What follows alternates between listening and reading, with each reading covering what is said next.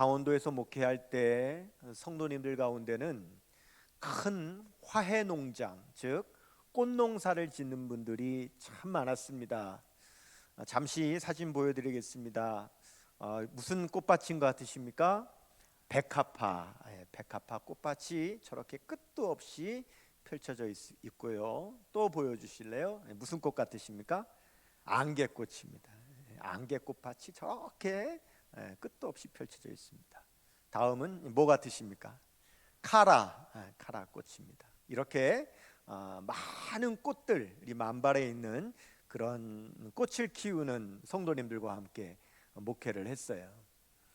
그러니 저는 늘 신방을 가면 그 꽃이 자라는 모습을 보고 또 꽃이 잘 자라기를 기도하고요. 또 꽃값이 좋으면 저도 기분이 좋고 또 꽃값이 떨어지면 저도 걱정이 되고 그렇게 목회를 했어요. 그러던 중에 한 번은 교회 부흥회를 하게 됐는데 그 부흥회 강사 목사님을 서울에서 목회하는 목사님을 모셨어요. 근데 이분이 설교 중에 이런 말씀을 하시는 거예요. 당신이 목회하는 교회에서는 교회에 큰 임직식 같은 행사를 하면 꼭 어떻게 하냐면 광고를 할 때 화하는 사절합니다 이런다는 거예요. 대신에 쌀로 보내주시면 어려운 이웃들에게 나누겠습니다 한다는 거예요. 무슨 뜻인지는 알지요. 그런데 교인들이 꽃을 키워서 먹고 사는데 꽃을 사절한다고 하면 그분이야 교회 형편을 모르니까 그렇게 말씀하시지만 그 말을 듣는 저에게는 등에서 식은땀이 나는 거죠. 여러분 정말 꽃은 필요 없는 걸까요? 있으면 좋고 없어도 그만일까요? 그러나 쌀은 꼭 먹는 것이니 쌀은 필요하지만 꽃은 없어도 괜찮을까요? 그렇다면 여러분 만일 꽃이 없다면 열매는 어떻게 맺을까요? 꽃이 없다면 우리가 먹는 그 모든 과일, 열매 우리가 어떻게 먹을 수 있을까요? 여러분 쌀도요 벽꽃이 피고 벽꽃이 수분을 해야 거기서 벽씨가 연그는 거예요. 벼도 꽃이 피어야 생기는 것이 쌀인 겁니다. 1800년대에 프랑스의 심리학자였던 듀센이라고 하는 분이 사람의 얼굴에 미세하게 움직이는 모든 부분에다가 번호를 매겼습니다. 이마 끝에서부터 턱까지 모든 얼굴에 수많은 번호를 다 매겼습니다. 그리고는 사람들이 표정을 지을 때마다 움직이는 그 번호들을 관찰합니다. 그래서 정말 사람이 행복에 겨워서 미소를 지을 때는 어떻게 얼굴의 근육이 움직이는가를 관찰을 해서 사람이 정말 행복할 때 움직이는 그런 근육들을 찾아서 이분이 사람이 진정 행복할 때 표현되어지는 그 미소를 찾아냈습니다. 그리고 그 미소를 자기의 이름을 따서 듀센 미소라 이렇게 이름을 붙인 겁니다. 즉 정말 행복한 미소를 짓는 사람들은 몇 번 근육이 얼굴의 근육이 움직인다는 거죠. 이렇게 찾아낸 겁니다. 세월이 흘러서 미국 뉴저지 럿거스 주립대학의 심리학 교수인 지넷 헤빌랜드라고 하는 박사가 이런 실험을 합니다. 사람들에게 여러 가지 선물을 마련해서 그 선물을 주면서 어떤 선물을 받을 때 어떤 사람들이 듀센 미소를 짓는가, 진짜 행복해서 미소를 짓는가를 실험을 했습니다. 서양 사람들이 좋아하는 향기 나는 양초를 선물했더니 100사람 가운데 77명이 듀센 미소, 정말 행복해서 짓는 미소를 지었다고 합니다. 그리고 과일 바구니를 선물했더니 100명 중에 90명이 듀센 미소를 지었다고 그래요. 그런데 꽃을 선물했더니 100명 중에 100명 모두 다 진정 행복한 미소를 짓는 듀센 미소를 지었다라고 합니다. 그리고 그 받은 선물을 어디다 두는가 봤더니 양초와 과일 바구니는 자기만 아는 구석에 두지만 받은 꽃 선물은 가장 많은 사람이 볼 수 있는 자리에 그 꽃은 올려놓더라 라고 하는 거예요. 사람에게 가장 행복한 미소를 짓게 하는 선물이 무엇이냐? 그것은 하나님께서 창조하신 꽃이다 라고 결론을 맺은 거죠. 어린아이들에게 천국을 그려보라 라고 하면 아이들이 대부분 그리는 것은 꽃밭이라고 합니다. 어린아이들도 천국은 어떤 곳이냐? 꽃이 만발해 있는 꽃밭이 천국과 같은 곳이라고 어린아이들도 상상하고 이미지를 갖고 있다라고 하는 거죠. 하나님께서 이사야 선지자에게 황폐한 이스라엘 민족들에게 이렇게 예언합니다. 지금 너희가 살고 있는 이 땅은 황폐한 땅이지만 하나님께서 이 땅을 회복시켜 주실 텐데, 그 회복되었을 때에 하나님 나라가 회복된 그 모습은 어떤 모습인지를 우리 예언을 통해서 말씀해 주시는데, 이사야 35장 1절에서 2절 같이 읽을게요. 시작. 광야와 메마른 땅이 기뻐하며 사막이 뭐같이? 백합화같이 피어 즐거워하며 무성하게 피어 기쁜 노래로 즐거워하며 레바논의 영광과 갈멜과 샤론의 아름다움을 얻을 것이라. 그것들이 여호와의 영광 곧 우리 하나님의 아름다움을 보리로다. 아멘. 전쟁을 통하여 성전이 무너지고 성벽이 무너지고 수많은 사람들이 죽고 집이 다 불타고 완전히 황폐된 그 이스라엘이 회복된 모습은 무엇과 같으냐? 사막에 꽃이 피어서 사막이 꽃동산이 되어져 있는 그런 모습과 같다고 하나님께서도 말씀하십니다. 사막에 샘이 넘쳐 흐르리라. 사막에 꽃이 피어 향내 나리라. 주님이 다스리는 그 나라가 되면은 사막이 꽃동산 되리. 사막이 꽃동산 되는 것이 바로 하나님 나라가 회복되는 모습의 상징이라는 거예요. 오늘 예수님께서 우리에게 들판에 피어있는 백합화를 묵상하라고 말씀하세요. 들판에 피어있는 꽃들을 생각해보라 이렇게 말씀을 하십니다. 우리 방송실에서 혹시 가능하시면 강단 위에 꽃이 있는데 한번 카메라로 한번 비춰봐 주시겠습니까? 우리 강단에 피어있는 꽃 한번 보여주실까요? 카메라로. 네, 한번 보여주세요. 네. 여러분은 그냥 다 볼 수 있지만 영상을 보시는 분들은 볼 수 없으니까 일부러 보여드립니다. 자, 여러분 이렇게 아름답게 꽃이 피어 있는데 우리 예수님께서는 우리에게 이 꽃을 생각해보라고 말씀하시는 거예요. 근데 여기 이 생각해보라 이렇게 말씀하시는 이 생각한다, 카타 만다노라고 하는 말입니다. 카타 만다노. 근데 이 말은 놀랍게도 성경에 예수님이 딱 한 번 말씀하시고 성경 어디에도 안 나오는 단어입니다. 딱 한 번 사용됐어요. 들에 핀 백합화를 생각해보라. 카타 만다노. 카타라는 말은 무엇에 의하여 이런 말입니다. 만다노라고 하는 말은 배운다 이 말입니다. 그러니까 카타 만다노라고 하는 말은 백합화에게서 뭐한다? 배운다. 백합화에게 가서 좀 배워라 이 말씀을 하시는 거예요. 여러분 이 백합화에게 누가 배워야 되느냐? 오늘 본문 말씀에 보면 한 종류의 사람만 나옵니다. 어떤 사람이 나오냐면 염려하는 사람. 계속 염려하는 사람이 나옵니다. 무엇을 먹을까? 무엇을 마실까? 무엇을 입을까? 내일은 어떻게 될까? 계속 염려하는 사람이 나와요. 예수님께서는 염려하는 사람들에게 이렇게 말씀하시는 거예요. 백합화에게 가서 배워라.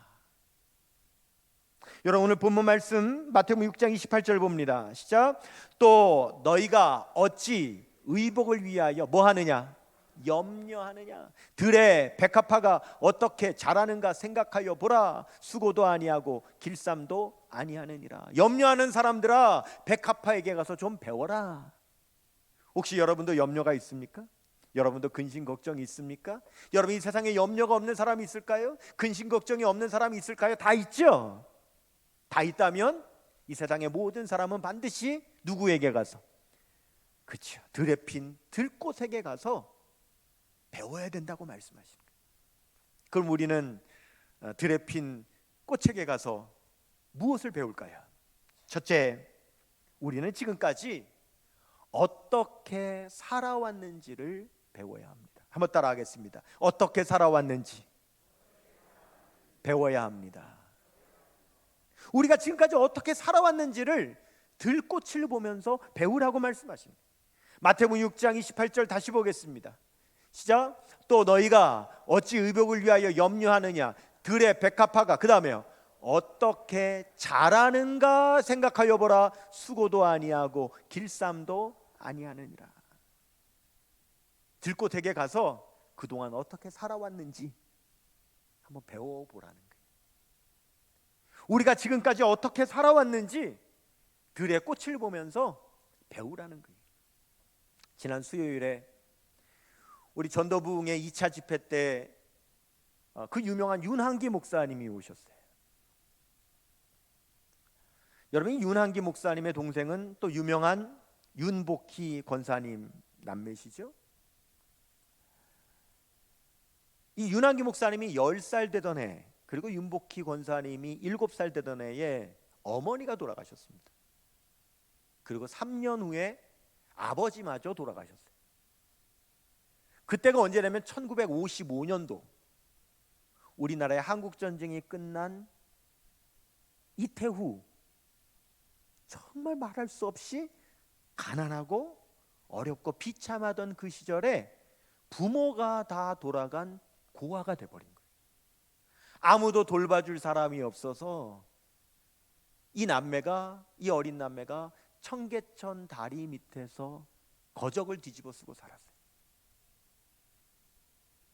겨울입니다. 너무 추워서 견딜 수가 없는 때 배가 너무 고픈 거예요. 근데 그 당시에 청계천 시장에서 꿀꿀이죽이라는 걸 팔았대요. 꿀꿀이죽이 뭐냐? 미군 부대에서 미군들이 먹고 남은 잔반, 왜 여러분들도 우리 학교에서 아이들이 급식 같은 거 먹으면 먹고 남은 잔반 버리지 않습니까? 그 미군 부대에서 나온 그 버린 그 잔반을 가져다가 그것을 끓이는 거예요. 물을 붓고. 그것을 계속 끓이면 뭐가 되겠어요? 죽이 되죠. 그래서 이것을 꿀꿀이죽이라고 불렀대. 근데 이 꿀꿀이죽을 끓여서 시장에서 파는데 동생 복희가 오빠에게, 오빠 저 꿀꿀이죽 먹고 싶어, 꿀꿀이죽 먹고 싶어 우니까 돈이 없는 이 한기 오빠가 사줄 수가 없는 거죠. 근데 그때 웬할머니가 찌그러진 남비를 들고 나와서 그 꿀꿀이죽을 산 거예요.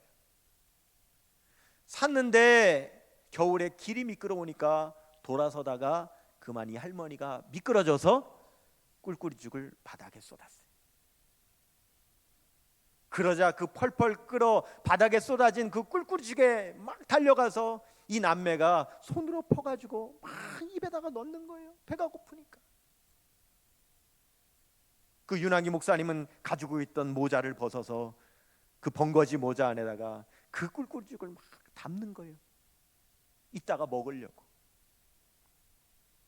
그렇게 컸다는 거예요. 우리나라가 그랬다는 거예요. 그분의 고백이 뭡니까? 그런데 지금까지 살아왔다는 거예요. 어떻게 해요?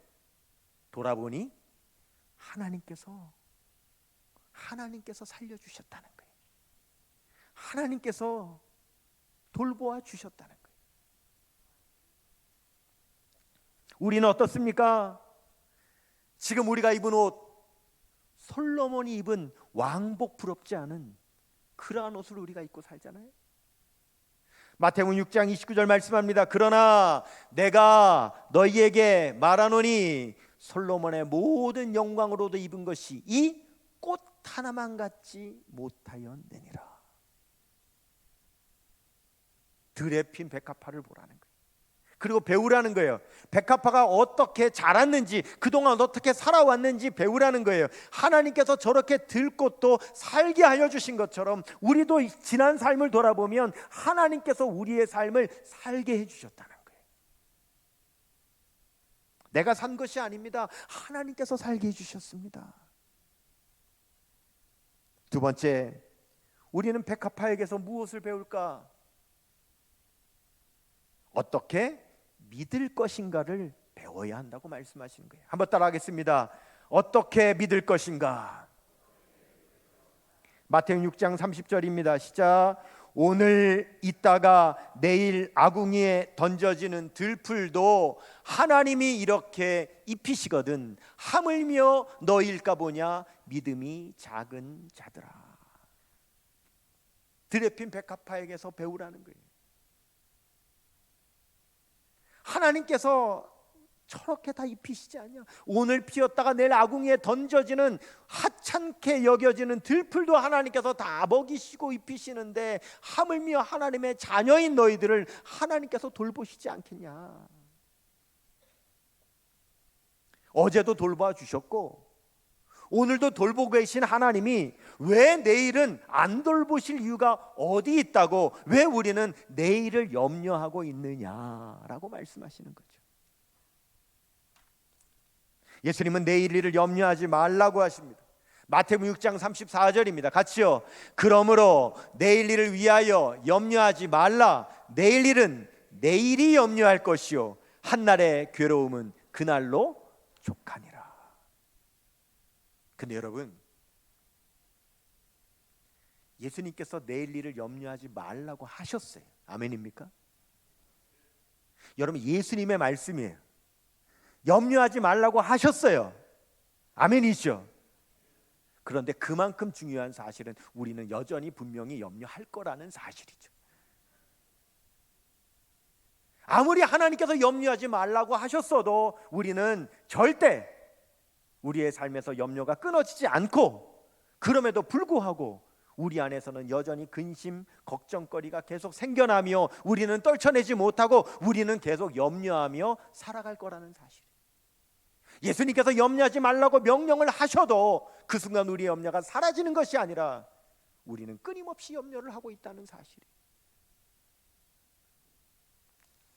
여러분, 윤한기 목사님이 10살에 어머니 돌아가시고 그때의 동생 윤복희 권사님이 7살이라 그러셨는데, 사실 저도 아버지가 10살에 돌아가셨고 그때 저도 남매인데 제 여동생이 7살이었거든요. 저희 아버지 장례를 치르고 장지 하관까지 다 하고 이제 친척들이 다 모였지 않습니까? 얼마나 피곤합니까? 그 친척들이 뭐 멀리서 다 오시고, 그 장례를 마친 직후에 어디로 갔냐면 다 친척들이 그 근처에 저희 큰아버님 댁이 있었어요. 큰아버님 5분 중에 한 분이 거기 계셨는데 그 큰아버님 댁으로 친척들이 다 갔어요. 장례 마치고 하산을 하면서 다 큰 댁 거기로 갔어요. 얼마나 피곤하겠어요. 그래서 이제 큰어머니께서 방 하나를 내주셔서 저희 어머님과 저희 남매가 그 방에 바로 들어가서 잠을 자게 된 거예요. 장례를 마치고 내려온 직후에 어머님이 저와 제 여동생을 꼭 끌어안고 같이 이제 잠이 드는데, 제가 10살이라 그러지 않았습니까? 근데 여러분, 저희 어머님께서는 오늘도 저의 설교를 들으실 거예요. 제 설교는 한 번도 빼놓지 않고 다 들으시니까 굉장히 부담스러운데 어머님이 들으실까 봐. 그때 저희 어머님이 저희 남매를 품고 누워서 같이 우리 세 식구가 잠이 들 때, 그때 제가 어머니 품에서 이런 생각이 들었어요. 사실은 지금까지 누구한테 말해본 적이 없는 건데, 저희 어머니께도 한번 말씀 안 드렸던 건데, 제가 어머니 품에서 이런 생각이 들더라고요. 그때 이 엄마가 우리 남매를 키워낼 수 있을까?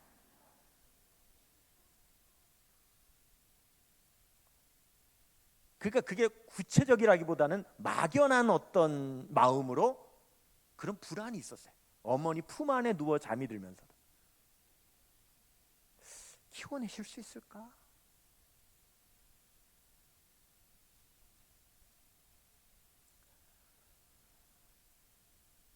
저에게 염려가 있었던 거죠.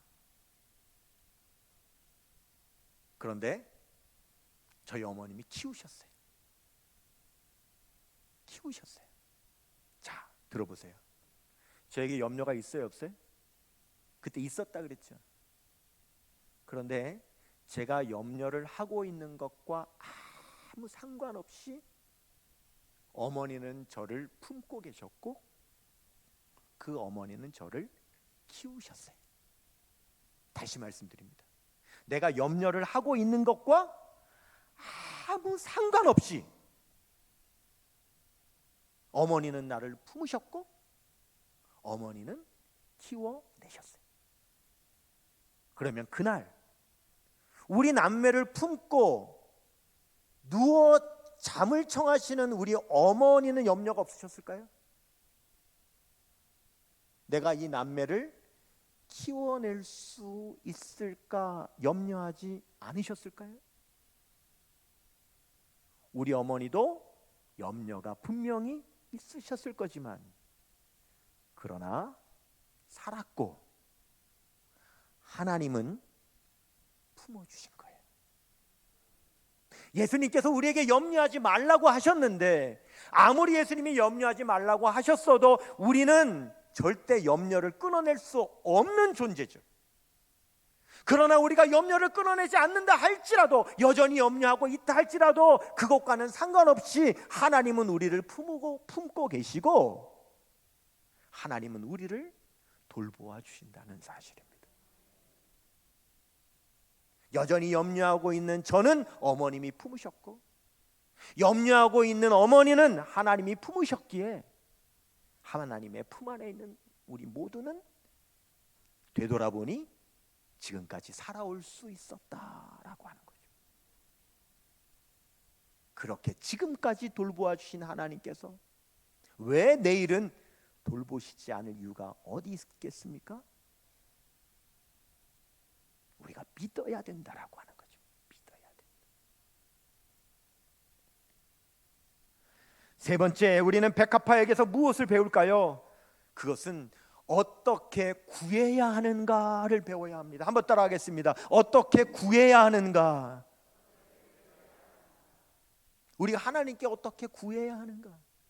오늘 보면 마태복음 6장 31절에서 33절 같이 볼게요. 시작. 그러므로 염려하여 이르기를 무엇을 먹을까 무엇을 마실까 무엇을 입을까 하지 말라. 이는 다 이방인들이 구하는 것이라. 너희 하늘 아버지께서 이 모든 것이 너희에게 있어야 할 줄을 아시느니라. 그런즉 너희는 먼저 그의 나라와 그의 의를 구하라. 그리하면 이 모든 것을 너희에게 더하시리라. 아멘. 여러분, 이게 무슨 말씀이에요? 이게 무슨 말씀이에요? 여러분, 우리에게는 어떤 염려가 있어요? 무엇을 먹을까? 무엇을 마실까? 무엇을 입을까? 내일은 어떻게 될까? 우리는 수많은 염려가 있다는 거죠. 그런데 하나님 아버지는 구하지 않아도 이미 우리에게 필요한 것을 다 알고 계시는 아버지라고 말씀하시는 거죠. 그런데 그 하나님 아버지께 예를 들면 하나님 저 이거 필요해요 라고 할 때 하나님 모르시죠? 저 이거 필요한 거 모르시죠? 그러니까 하나님 좀 아시고 좀 주세요. 아니라는 거죠. 이미 다 알고 계신다 이거예요. 이미 다 알고 계시기 때문에 사실은 구할 필요도 없는 거예요. 하나님 나 이거 필요한 거 모르시죠? 이러고 구할 필요가 없다는 거예요. 하나님 아버지께 우리가 뭘 구해야 되느냐? 너희는 먼저 그의 나라와 그의 의를 구하라. 이게 뭡니까? 하나님의 나라와 의는요, 하나님께서 가지고 계신 무엇이 아니라 하나님 자체를 구하라는 말씀이에요. 그냥 아버지를 구하라는 거예요. 아버지를. 우리는 아버지의 무엇이 필요한 사람이 아니라 그냥 아버지가 필요한 사람이에요. 여러분, 자녀가 아버지의 무엇이 필요합니까? 아니요. 그냥 아버지가 필요한 게 자녀예요. 우리는 무엇을 구하느냐? 하나님 아버지를 구하라는 거예요. 하나님, 저는 하나님이 필요합니다. 하나님이 가지고 계신 무엇, 하나님이 주실 수 있는 무엇이 필요한 것이 아니라 그냥 하나님 아버지가 저는 필요합니다. 하나님 아버지를 구하라는 거예요. 예수님 오늘 꽃을 묵상하라고 말씀하시죠. 꽃을 묵상하면 하나님께서 그 꽃 안에 담아 놓으신 하나님의 고귀한 진리의 메시지를 우리에게 깨닫게 하여 주신다는 거예요. 여러분은 꽃의 어떤 부분이 좋으십니까? 어떤 분들은 달콤한 향이 좋으실 수도 있고요. 어떤 분들은 고운 빛깔이 좋으실 수도 있고요. 어떤 분은 조화로운 모양이 좋으실 수도 있고요.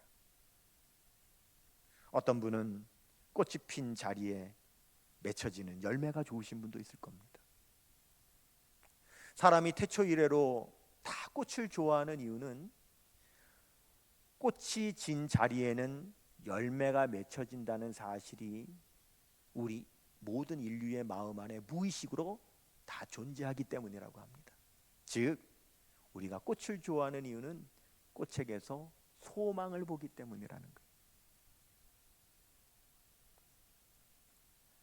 저 서울여자대학교에서 기독교학을 가르치는 장경철 교수님이란 분이 계십니다. 목사님이에요. 이분이 한 번은 그 딸이 어렸을 때 어린 딸을 데리고 개나리가 쫙 펴있는 뚝방길을 걸었답니다.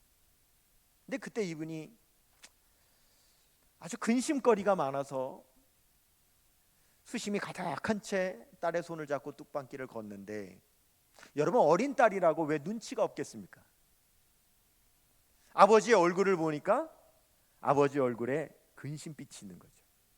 여러분, 사람은요, 마음에 근심이 있으면 마음에 근심이 있다는 것이 어디로 드러나요? 얼굴로 드러나게 돼요. 표정으로, 혈색으로 드러나게 돼요. 그 어린 딸아이가 아빠한테 그러더래요. 아빠, 저 개나리는 근심 걱정이 없어. 그러더래요. 그 말이 이상하게 들려서 딸한테 물었대요. 아니, 개나리가 근심이 없는지를 네가 어떻게 알아? 아빠, 개나리가 근심이 있으면 저렇게 노랗게 활짝 폈겠어?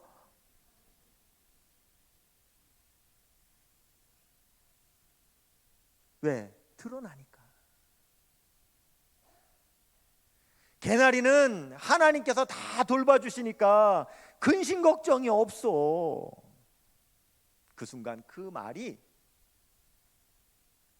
자신에게 말씀해 주시려고 하나님께서 그 어린 딸을 통해서 주시는 하나님의 음성으로 들리더라는 거예요. 그리고 바라보니까 정말 꽃들이 다 활짝 펴 있는 것이, 그 표정에서 근심 걱정이 없는 표정이 보이더라는 거예요. 그 꽃의 혈색에서, 그 꽃이 펴 있는 그 표정에서 근심 걱정이 안 보이더라는 거죠. 왜 저 꽃들은 저렇게 표정이 환할까? 왜 근심 걱정이 없는 밝은 표정일까? 예수님 말씀하셨죠. 하나님께서 돌보아 주시니까. 그래서 깨닫고 그분이 돌아와서 글을 쓰기 시작합니다. 그리고 책을 냅니다. 그 책이 그 유명한 개나리는 근심하지 않는다 라고 하는 유명한 책이 나오게 된 겁니다. 여러분, 근심이 있습니까? 걱정이 있습니까? 우리 모두 있죠. 여기 들에 핀 꽃책에 가서 배울 필요가 없는 사람은 아무도 없습니다. 우리가 꽃책에 가서 배우면 꽃은 우리들에게 아버지가 계신다는 사실을 분명히 가르쳐 줄 것입니다. 기도할 수 있는데 왜 걱정하십니까? 기도하면서 왜 염려하십니까?